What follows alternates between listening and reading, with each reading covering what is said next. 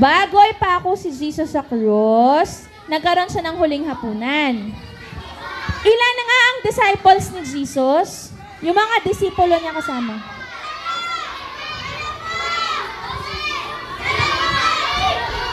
Okay, meron siyang 12. Sino ang pwede kong 12 disciples? Ay, nakaupo lang. Hindi ko tatawagin pag nakatayo. Sige, 12. So, tigta-tatlo kayo. 1, Enrique. 2, Kevin. 3, ka. Hindi. Sige na, Mark. Sama ka na din. 2. Si Jude. Si Carlo. Okay na. Next time na lang, boys. He and his disciples shared a special meal.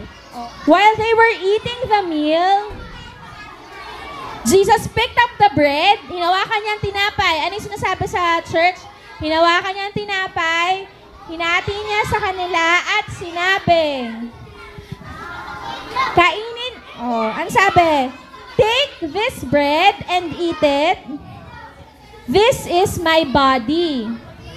So, katawan niya yun. Tapos, ano next? Kinuha niya yung wine. Anong sabi niya? This is my blood. And take this cup and drink from it. This is my blood which I have given for you. So, binigay niya yung blood niya sa kanila. O, Jesus, kunwari, tinataas mo. Tapos, hindi ka naman umaarte eh. Ayan, okay. Although, hindi pa naintindihan ng disciples yung nangyari dahil hindi pa naman namamatay si Jesus, di ba? So, hindi pa nila naintindihan kung bakit ginawa yon, di ba? After eating, anong ginawa ng disciples? Si Jesus pupunta sa Garden of Gethsemane para magdasal. Okay, so kung yari, pupunta kayo para magdasal. So, luhod ka na. They went to the Garden of Gethsemane to pray. Pray. Paano ka magpa-pray? Luhod. And his disciples fell asleep. Nakatulog yung disciples. Hello, tulog. Hello, tulog. They fell asleep. Paano? Tulog. Kunwari, tulog kayo. Ay, Jaylin, dito lang sa harap ng curtain. Sa harap lang ng cortina. Okay, his disciples, and they fell asleep. Diyan, tulog daw. Okay.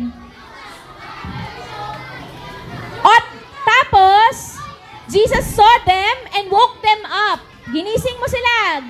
Gumising kayo. Okay. And Jesus left and prayed again. So, nagpray ulit si Jesus. Nung nagpray si Jesus, ano kaya nangyari? Nakatulog na naman yung disciples. So, tulog ulit. And when Jesus was done praying, He came to His disciples and saw that they were again sleeping. Tulog na naman. So, He woke them up. Ginising niya ulit. And came and went to pray. Nagpray ka ulit. Hindi kayo nakatulog. While Jesus was praying, sino kaya ang dumating? May mga soldiers na dumating. Anong ginagawa ng soldiers? Huliin si Jesus. Dapat ang tough. Anong ginagawa ng soldiers? Magmamarch. Left, right, left. Yan ha. Okay. Boys. Wala na kayo. Shoo. Doon na kayo, doon kayo. Iniwan nyo si Jesus mag-isa. Iwan nyo si Jesus. Okay. Dumating daw yung soldiers. Huliin nyo si Jesus. Hinuli si Jesus. Yan, hinuli si Jesus. And si Jesus, sumama sa kanila. So, saan niya binigay yung desisyon? Kanino niya binigay yung desisyon? Ha? Sa tao. Very good. Ano pangalan mo? Maki? Very good si Maki. Binigay niya sa tao yung decision. So, hinarap ngayon ng mga soldiers si Jesus. Ano sabi nila? Ito si Jesus. Ang hari ng mga Hudyo. Anong sabi? Pako sa krus. Baba muna. Sino yung isang di ba may kasama si Jesus? Sino yung kasama ni Jesus?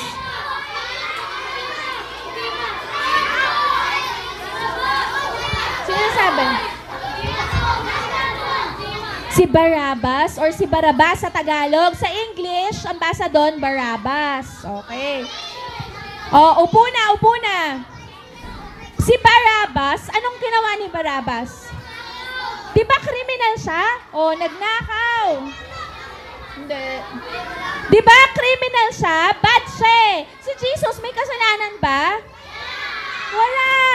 Pero ang sabi ng mga tao, patayin, ipako sa krus. Okay, exit na po. Exit na tayo. Labas na. Very good. Thank you so much, guys. Diyan muna kayo. Huwag kayong alis dyan. Okay. So, ano ang nangyari after nun? After sabihin na ipako sa krus, Freddy? Okay, dinala siya sa Calvary. Sa bundok ng Kalbaryo. Narinig nyo na yon? Yung Calvary Hill. At ipinako siya sa krus. May kasalanan ba si Jesus? Wala naman diba? Pero, may tanong ako. Tumanggi ba si Jesus? Eto, magtataas ng kamay, upo. Lahat ng nasa harap na hindi naman dapat nasa harap, hindi ko tatawagin. Balik sa pila. Bakit hindi tumanggi si Jesus? Grace, bakit hindi tumanggi si Jesus? Hindi. Bakit, Sophie? Kasi mabait siya? Yes, Kevin. Okay. Meron akong i-share sa inyo. Alam nyo ba, na nung unang panahon, bago dumating si Jesus, ang kabayaran ng kasalanan ay kamatayan. Sinabi mo ba kamatayan? Ang kabayaran ng kasalanan ay kamatayan. So gusto mo ba, halimbawa, si Mark, sinuntok niya si Nadine. Dahil kasalanan yon, mamamatay siya agad. Diba? Grabe. Nung unang panahon, ganun yon. Kaya pag may ginawang kasalanan yung mga tao, anong ginagawa nila? Nag-o-offer sila ng tupa, diba? Yung tupang puti. Na yun yung pinapatay nila kasi yung dugo nun, yun yung kabayaran ng kasalanan nila. Galing, diba? Okay lang yan. So ano katumbas ni Jesus ngayon? Di ba katumbas niya yung puting tupa na walang bahid ng dumi noong unang panahon? Di ba? Siya yung nag-sacrifice, siya yung inalay para sa kasalanan natin. Nagets nyo ba yun? Nagets nyo yun? Ang galing, di ba? At dahil doon, ano ang napatunayan natin? Very good, Sophie. Mahal tayo. Mahal na mahal ng Diyos. Pero si Jesus, ano ginawa ni Jesus?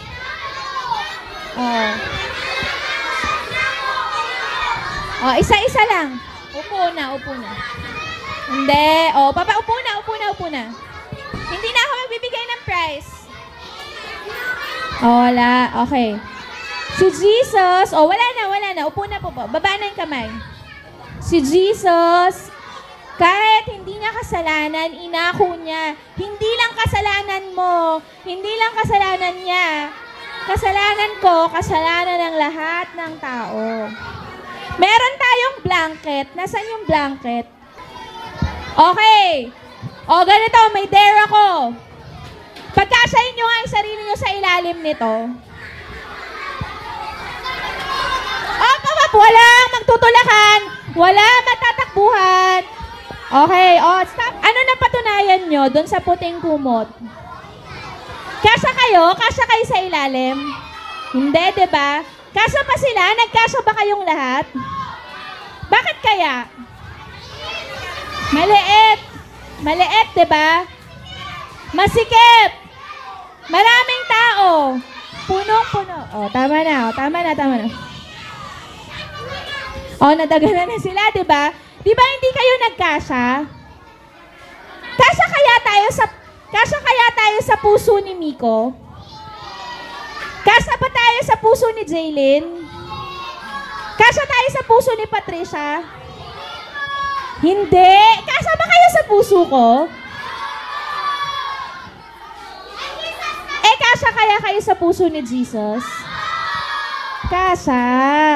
Kasi, hindi tulad ng kumot na yon or ng building na to, ito pag pinuno mo ng tao, so sobra na, diba? Pag sobrang puno, mainit na, diba?